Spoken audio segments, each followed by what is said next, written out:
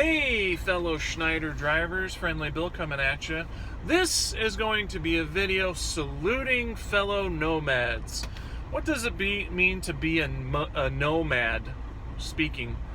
What does it mean to be a nomad? Well, nomadic means basically a people that utilize different means of travel. And that's the driving force of their society, whether they be ancient nomads riding animals or walking by foot or canoes, or modern day nomads that utilize motor vehicles. Okay, so nomads have existed as long as human history. There's always been nomads. It's a whole culture thing. Basically what they do is they're nomadic. They travel in search of resources. So the Indians used to travel with the herds. They just go along with the herds, and then they always had food, and they could make things out of the furs and all this. So my great-great-grandfather was a Sioux Indian, S-I-O-U-X Indian, Sioux Indian. My great-great-grandfather, full-blooded Sioux Indian. He married my white great-great-grandmother, who was Dutch, German, and Irish. That's a whole story in itself. But so they got married, and that's how my family progressed. Got a little bit of Indian blood in me, but mostly it's like German, Dutch, Irish. So I don't have that much blood. I just have a little bit. But anyway, the Sioux Indians did have nomadic. They were nomadic. They weren't exclusively nomadic, but they did travel with the herds, and there were sections of them that were nomadic. So my great-great-grandfather was nomadic. My grandfather, Theodore, Ted, he was mostly Irish and Dutch, was also nomadic. So my grandfather and my dad, my grandfather, my dad, my dad's brother, my grandma all traveled together in a travel trailer. And my grandfather operated a big steam shovel, and he was really good at it. So the companies would send him from quarry to quarry to operate the shovel, and they didn't have a house because they had to go where the work was, so they lived in a trailer. And I've seen pictures of this trailer. It wasn't huge. It was an old-timey small trailer pulled by a pickup truck. So my father, my grandfather, my great-great-grandfather were all nomadic peoples. My family wasn't that way. We lived in a house, but even as a kid, I did not like sitting in the house. As soon as the sun came up, if I was going to school, as soon as I got off school, I was outside riding my bike, exploring. If it was summertime, I would leave the house in the morning. My parents would say bye, and I wouldn't come home till the sun was setting. I was outside all day long, just all over the place, riding bikes, exploring the woods, outside, okay? Free assignment received.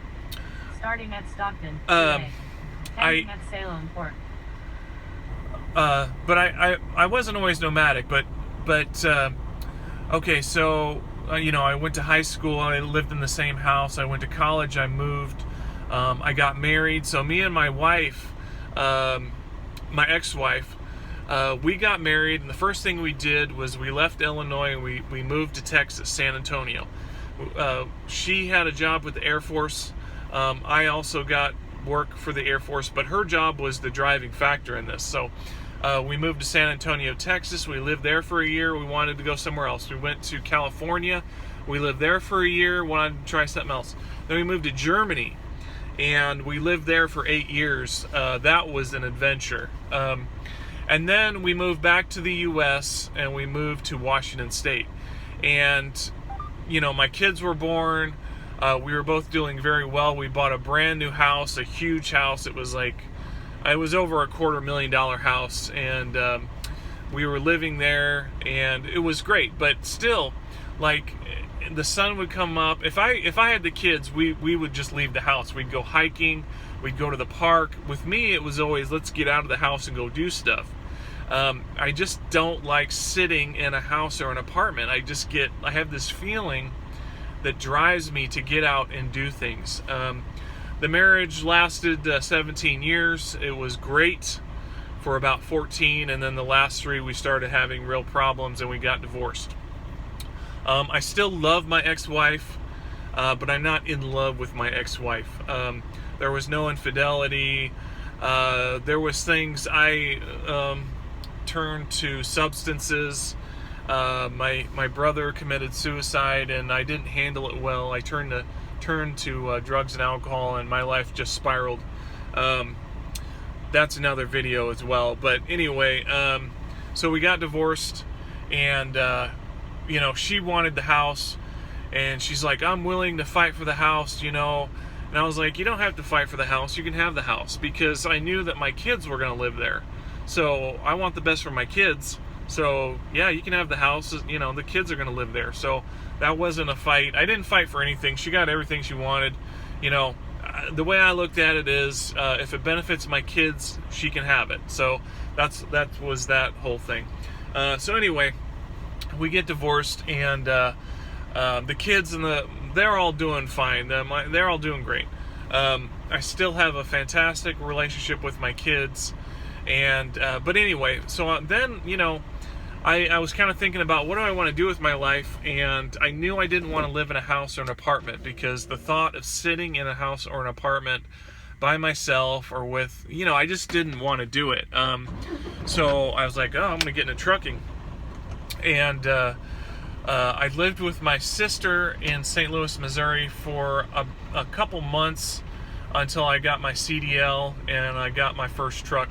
And as soon as I got my own truck, I moved out of her house. In the meantime, I had become a minimalist. So all the stuff that I owned at my previous house, I sold. I had guitars, and I had a lot of stuff. I sold everything. I got down to the bare minimums of what I needed. So I moved into the truck, and I did not want a house or an apartment, so I live in the truck. I do have a mailbox. It is a residence, but I do not live there. I don't pay rent there.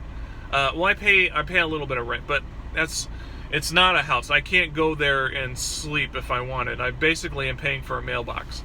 So I have a mailbox. I live in the truck. I'm OTR, so it's a complete nomadic lifestyle. I have the things I need. I have food. I've got food in the truck. I have shelter. Okay. I have money. I have everything I need. And I really enjoy living in the truck. And I don't know if that's normal or not. Some people, the truck is a job, and they look forward to getting home. The truck for me is a job, but it's also where I live. I do look forward to going home, but when I go home, I'm just going to pick up my kids, and I get them for a week, and when I pick them up, it's kind of like, what do you guys want to do? Sometimes we go camping, we get cabins, we get hotels. It's a mini vacation for them and for me. We get 12 mini vacations a year. So it's a vacation. 12 vacations a year. It's a dream come true.